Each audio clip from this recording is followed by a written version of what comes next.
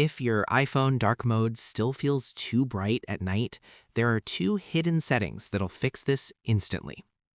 Step 1. Enable Reduce White Point. This is the most important setting for true dark mode. Open Settings, tap Accessibility, then Display and Text Size. Scroll to the bottom and turn on Reduce White Point. Now adjust the slider to around 60 to 75%.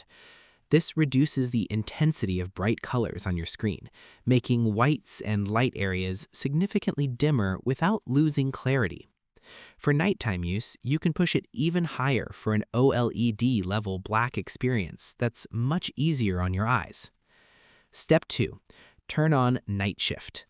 Go to Settings, tap Display and Brightness, then Night Shift.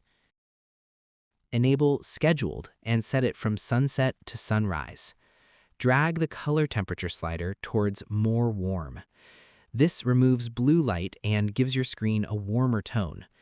Combined with Reduce White Point, your dark mode becomes noticeably more comfortable for late-night scrolling and reduces eye strain significantly.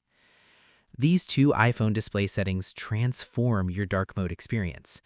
If this helped, hit the like button and subscribe to Null Tech for more iOS tips.